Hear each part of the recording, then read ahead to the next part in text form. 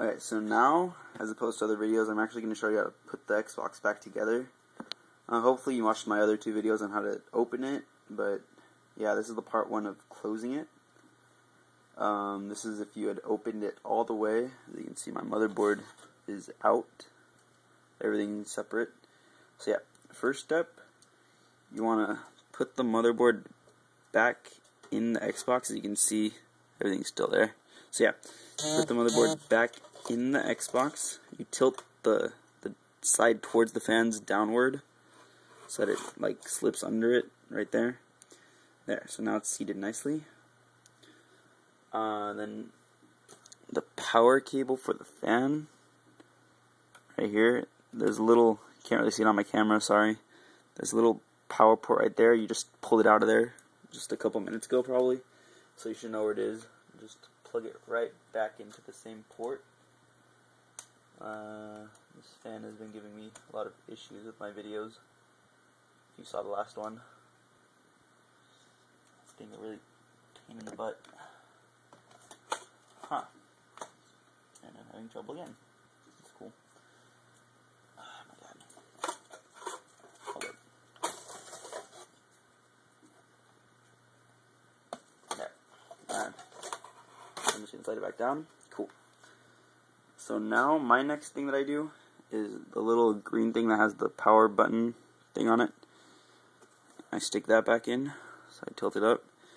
And this little port plugs into that one, so I just stick it in. Fits nicely.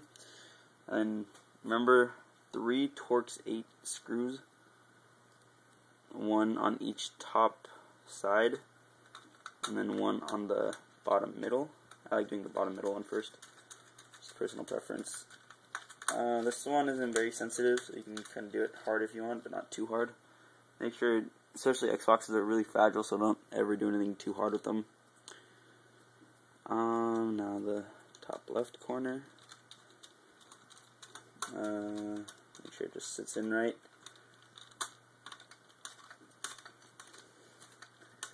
Screw this thing in. Whatever. Okay. Now the top right corner. Cool.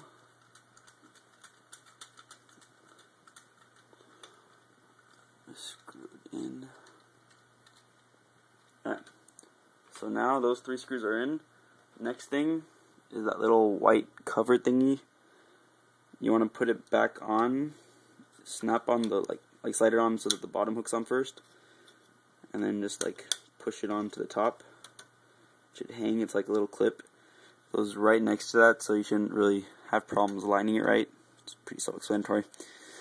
Cool, so we're done with that part. Now,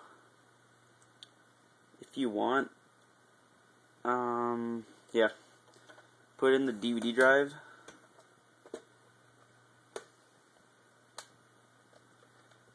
You're done with it. Oh wait, no, don't put in the DVD drive, my bad. You want to put in the little plastic fan thing. Sorry, that one always slips my mind. You just slide it in. It's being difficult. Slide it in and make sure that part clips in. Fits nicely. Cool. Now you put in the fan. Sorry. I've done this a billion times, but I still mess up sometimes. There. There. And you just stick the DVD drive in. Make sure it like clicks nicely. Because that clicky noise, if you click it from right there, it means that it'll work when you click the eject button. If it doesn't click like that, then it won't work when you click the eject button, which is quite annoying. So then now, this cover thingy that has the metal sheet on it, see my reflection, that's cool. You want to slide that on. Make sure that, like, be careful for this clip, make sure it gets behind it. Make sure all these little metal sheet thingies go outside the bottom tray. Just like push it on, make sure it's good. Now I flip the whole Xbox over. Cool. So now we just start screwing stuff back in. I usually do the 8 black Torx 8 ones. Those ones. I usually do those first. These ones, remember, be careful with them. Don't do them too tightly. It's like pretty tight, not extremely tight. If you did the penny trick, then these might, like I've heard from some people don't put these back on. So if you did the penny trick, you might not want to put these 8 back on. I don't know, it's your preference. If you did the X-clamp fix, then you definitely don't put them back on, because there's no more room for them, because you took out the X-clamps. Whatever. But yeah, if you just straight up wanted to open it and close it, like I did, then you can put them back on.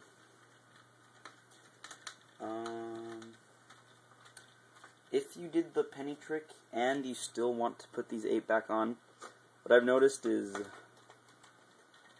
depending on how tightly or how loosely each individual one is stuck in, the Xbox can still overheat. It doesn't actually overheat, but it thinks it does, which is still annoying because it still doesn't let you play it.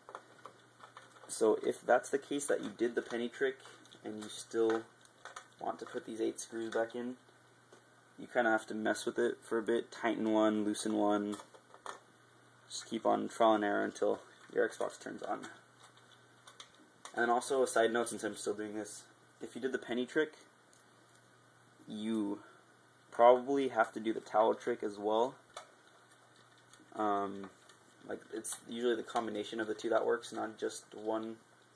Especially you don't just do the towel trick, that doesn't work permanently at all. But usually if you do the penny trick, you have to do the towel trick as well. So yeah. So now I put those 8 black ones in that are Torx 8. So now we have these gray outside ones. First, I'm going to do the smaller ones, this size one. This time I'm just going to use my drill because I don't really care. Just remember, be careful if you use a drill. It is an Xbox, it's very sensitive.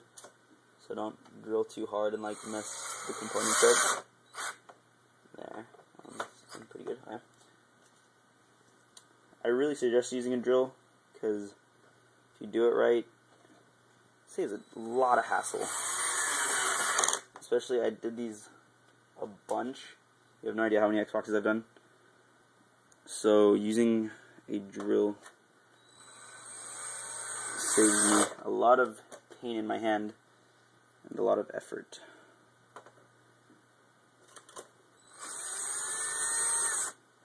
Oh, oops. That one's the wrong hole. You have to keep in mind which holes the long ones go in, because